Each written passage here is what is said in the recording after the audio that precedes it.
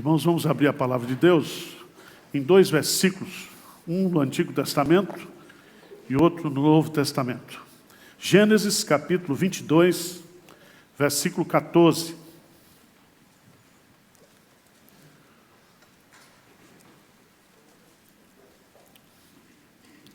E depois nós vamos lá para Marcos, capítulo 11.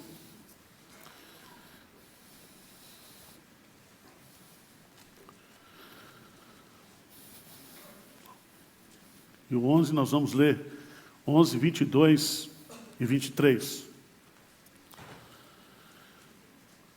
Gênesis 22, 14. Vamos lá?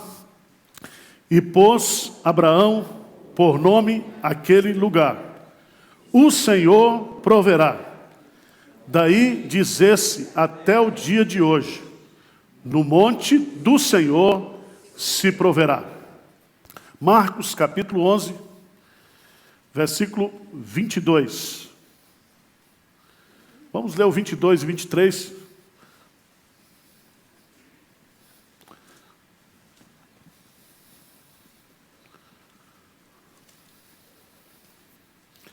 O que diz aí?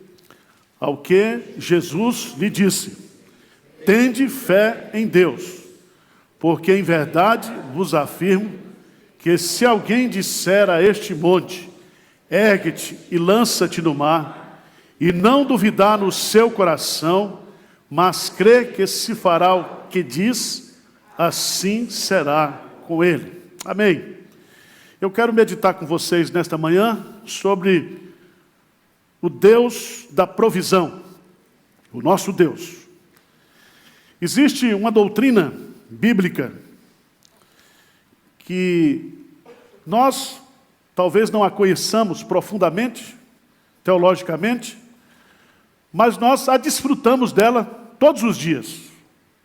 É a doutrina da providência de Deus.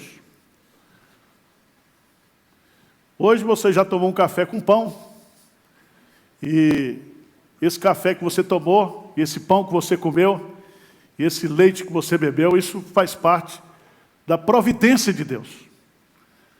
Para que isso chegasse até a sua mesa hoje pela manhã, Deus moveu mãos, Deus fez com que o trigo germinasse. Deus, Ele está no controle de todas as coisas. Os teólogos de Westminster, na nossa confissão de fé, ele diz que Deus, pela sua muito sábia providência, segundo a sua infalível presciência e o livre e imutável conselho da sua própria vontade, Deus, o grande Criador de todas as coisas, para louvor da glória da sua sabedoria, poder, justiça, bondade e misericórdia, Ele sustenta, Ele dirige, Ele dispõe, e Ele governa todas as criaturas, todas as ações e todas as coisas, desde a maior até a menor. Significa que não há possibilidade de existir alguma coisa que não esteja debaixo da soberania de Deus, da providência de Deus. E eu queria nesta manhã refletir sobre esse versículo precioso. O Senhor proverá. Yahvé Jiré. Nós cantamos aqui. Yahvé Jiré. Há 4 lições que esse versículo nos ensina. A primeira delas é: quem proverá? Quem é o sujeito da ação provedora? E aí vem o nome de Deus: o Senhor proverá. Significa que Ele é a fonte, Ele é a origem de toda a provisão. Nós vamos celebrar a Santa Ceia, nós vamos comemorar e agradecer, através da Eucaristia, a nossa salvação. E foi nesse monte aqui, em que Abraão levou seu filho Isaque para ser sacrificado, que na pergunta que Isaque faz, no versículo 7, diz assim: quando Isaque disse a Abraão, seu pai: meu pai, respondeu Abraão: eis-me aqui, meu filho. Perguntou-lhe Isaque: eis o fogo e a lenha, mas onde está o cordeiro para o holocausto? Respondeu Abraão: Deus proverá para si, meu filho, o cordeiro para o holocausto. Isaque é um tipo de Cristo. Isaque aponta para Jesus. E no Monte do Calvário, não nesse monte, no Monte do Calvário, Deus providenciou o cordeiro para o holocausto. E foi através do sacrifício de Cristo que nós temos o perdão dos nossos pecados e a nossa salvação eterna. Deus providencia tudo que nós necessitamos, tudo que nós precisamos, irmãos. Abra sua Bíblia lá em Mateus, capítulo 6, versículo 8. Quando Jesus, no Sermão do Monte, ele vai introduzir o conceito da paternidade de Deus, que até antes não era conhecido a paternidade de Deus.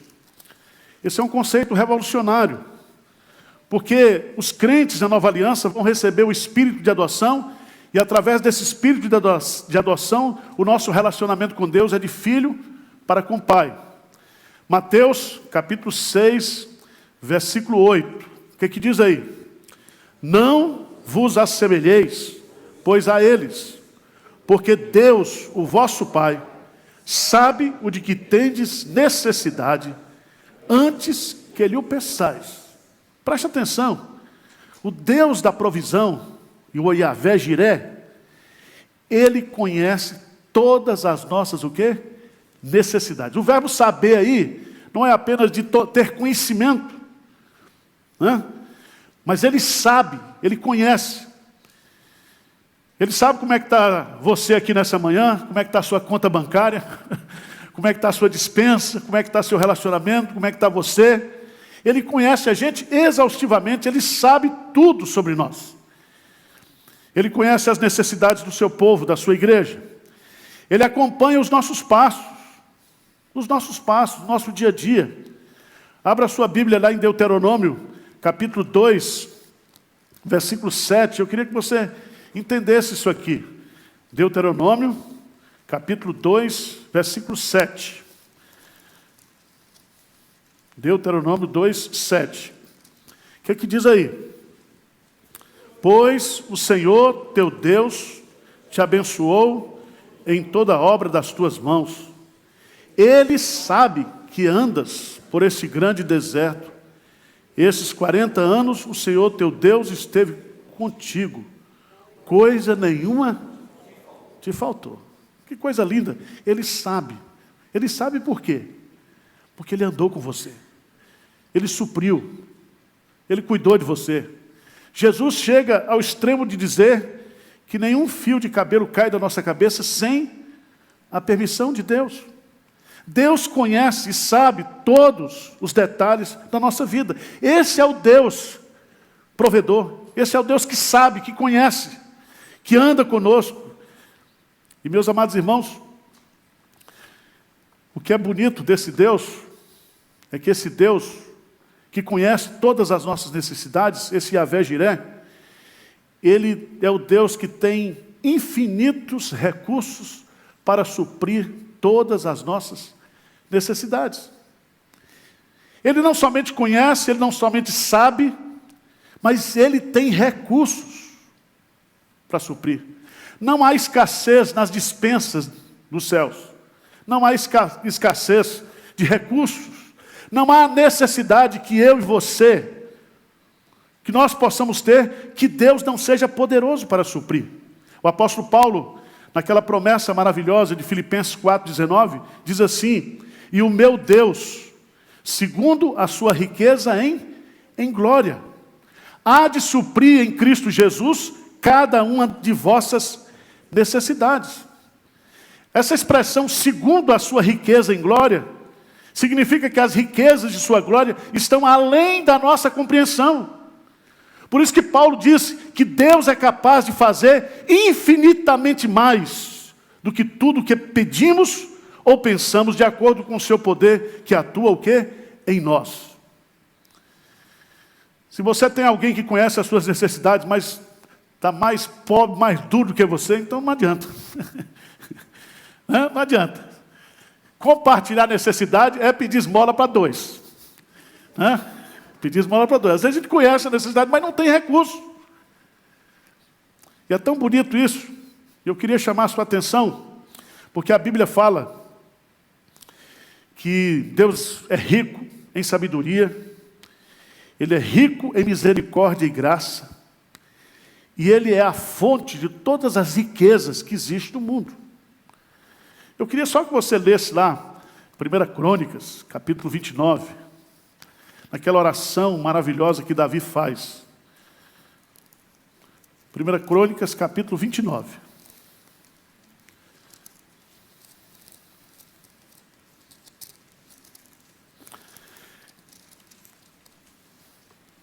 Veja, por favor, o versículo 12. Vamos ler o versículo 11 e 12. Vamos ler juntos? 1 Crônicas 29, 11 e 12. O que ele diz? Teu, Senhor, é o poder, a grandeza, a honra, a vitória e a majestade. Porque teu é tudo quanto há nos céus e na terra. Teu, Senhor, é o reino, e tu te exaltaste por chefe sobre todos. Riquezas e glória vêm de ti. Tu dominas sobre tudo. Na tua mão há força e poder. Contigo está o engrandecer e tudo dá força. Riquezas e glória vêm de ti. Tu és a fonte de tudo aquilo que nós precisamos, de tudo aquilo que nós necessitamos. O Senhor é a fonte de tudo. Então, gente, vamos crer nesse Deus. Esse é o Deus nosso. O Deus que pode prover. O Deus que quer prover. O Deus que conhece as nossas necessidades. O Deus que é poderoso para suprir. Por isso que Jesus, naquele texto de Marcos, ele diz o quê? Tende fé em Deus. Por que Jesus diz isso? Ele está dando uma ordem, é um imperativo na língua grega para os seus discípulos. Tendes fé em Deus. Creia em Deus. Creia na pessoa de Deus, creia no poder de Deus, creia na palavra de Deus, creia nos planos de Deus. Creia, não seja incrédulo, creia. Creia. E todos nós somos filhos ou descendentes espirituais desse homem chamado o quê? Abraão. Se nós somos de Cristo, nós também somos filhos de Abraão. Então nós somos filhos da fé. Da fé. Mas o que Deus proverá? Então, quem provê é Deus, Ele é a fonte. O que Ele provê? Segunda pergunta.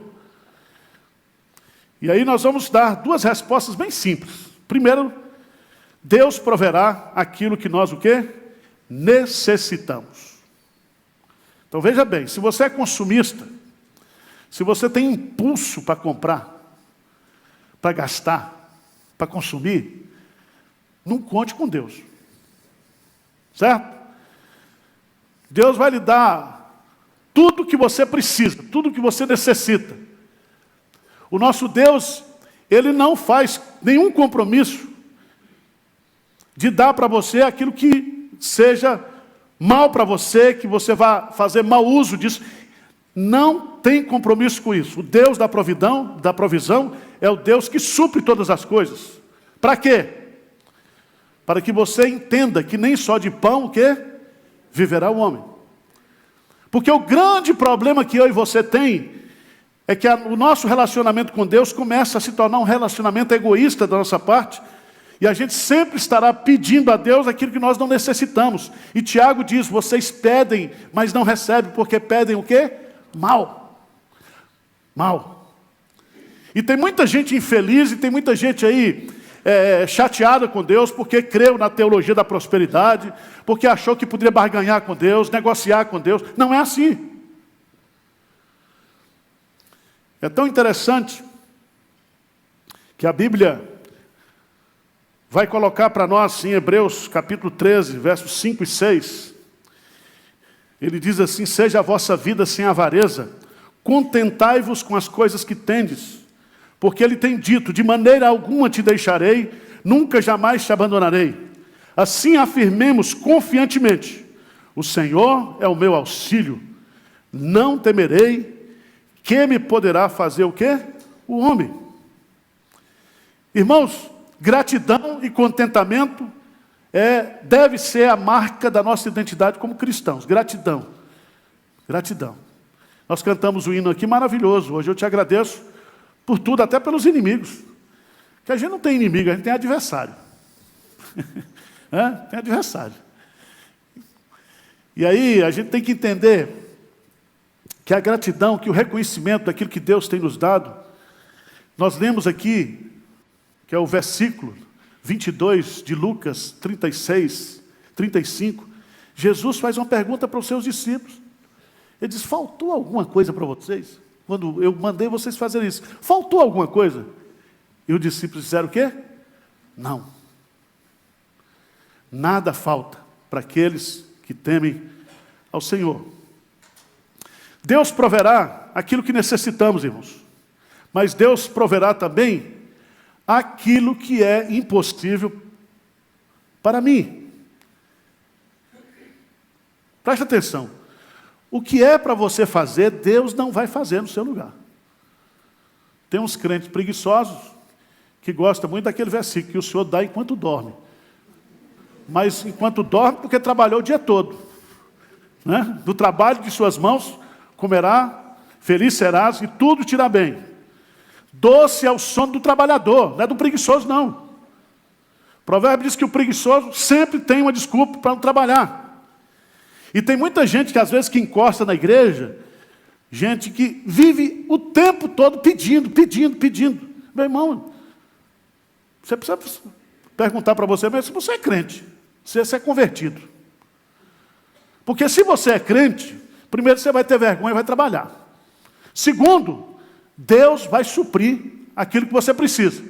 Terceiro, aquilo que é impossível para você, se você tiver fé em Deus, Deus vai o quê? Lhe dar. Nós temos um exemplo aqui que eu gosto sempre de citar, o Vivaldo e a Hermínia. O Vivaldo é diácono nosso aqui. Ele mora lá no Jardim Santa Helena, no Embu das Artes. Mas o Vivaldo teve um problema de saúde e ele criou os filhos vendendo pirulito na porta das escolas. Tem a casinha dele, casa própria. Os 2 filhos dele são bênção aqui na igreja, o Jefferson e a Tamar. Certo? Você chega lá, não falta nada. De vez em quando a gente quer lá pintar a casa deles, pergunta alguma coisa. Deus tem cuidado deles. E eu me lembro que quando a gente foi construir esse templo aqui, o Vivaldo dava uma oferta de R$10 por mês. Eram os R$10 mais abençoados que entrava aqui. Ele dava. Dizimista fiel, homem de Deus. Eu queria dar um testemunho para vocês, porque, veja bem, o que Deus vai prover para a gente? Deus vai prover para a gente as nossas necessidades. Como pai, nós não precisamos ficar ansiosos, porque não vai faltar a comida, a bebida, a roupa. Ele cuida de nós. Você nem precisa orar, pode ter certeza disso. Deus cuida de nós. Agora, aquilo que eu não posso, aquilo que é para a glória dele, aquilo que é para a obra dele, você viu que Jesus diz lá, tende fé em Deus. Porque em verdade vos afirmo que se alguém disser a este monte, ergue-te e lança-te no mar, e não duvidar no seu coração, mas crê que se fará o que se diz, assim será com ele. Preste atenção, a fé no Deus provedor faz com que nós tenhamos experiências miraculosas. Deus, pelo poder da fé nele, que pode todas as coisas, e olhando para a motivação do nosso coração, Deus vai fazer coisas o quê? Extraordinárias. Terceira pergunta, quem provê, o que proverá? Terceira pergunta, quando proverá? Quando proverá? E aí você vai aprender um princípio na Bíblia, que diz, tudo tem o seu tempo o quê? Determinado. Determinado. Jesus mandou a gente rezar ou orar todo dia. O pão nosso, de cada dia, dá-nos hoje. Então pode ter certeza que todo dia Deus vai mandar o maná do céu para você. Deus vai cuidar de você todo Todo dia. Ele podia ter colocado, foi ele que criou o padrão da semana, né? Quando ele fez a criação, no 7º dia descansou. Quem criou o padrão da semana? Ele podia ter colocado na oração dominical o pão nosso do ano todo, o pão nosso do mês, o pão nosso da semana, mas ele diz o pão nosso de cada dia. E aí Deus quer que a gente ore o Pai Nosso todo dia, que a gente compareça na presença todo dia. E Ele vai cuidar de nós todos os dias. E Ele está conosco todos os dias. Ainda que para Deus, um dia é como 1000 anos, 1000 anos como um dia, Deus, na sua condescendência, Ele interfere na nossa vida diariamente, diariamente. Então, tudo que você precisar, Deus vai lhe dar. No tempo dEle, no tempo certo. Foi Ele que criou o tempo. É Ele que interfere no tempo. Ele conhece todas as nossas necessidades. Aliás, Deus proverá no tempo certo e na hora aprazada. Deus jamais se atrasa. E por fim, para quem Deus proverá? Para quem Deus proverá? E aí a gente precisa fazer uma reflexão. Primeiro, tem a provisão geral de Deus. Tá certo? A Bíblia fala que, se você for ler lá o Salmo 104, tudo que existe, tudo que move, depende da providência de Deus. Isso se chama providência geral de Deus. Mas existe uma providência especial de Deus, e essa providência é para o seu povo. Para quem foi que Deus revelou esse seu nome? Hein? Deus proverá. Ele estava na presença de quem? Estava na presença de Abraão, estava na presença de Isaac. O que Abraão estava fazendo naquele monte? Ele estava obedecendo a uma ordem, o quê? De Deus. E aqui, meus amados irmãos, há coisas que Deus provê para nós, especialmente como povo dele, se nós obedecermos a Ele, se nós tivermos fé, se nós caminharmos com Ele, andarmos com Ele, Ele vai prover. Só podemos conhecer esse Deus, esse Yahvé Jiré, na essência, se nós confiarmos nele, se nós obedecermos a Ele, se nós aceitarmos as provações que Deus nos coloca. Eu queria que você fosse lá para Gênesis, eu quero encerrar. Gênesis.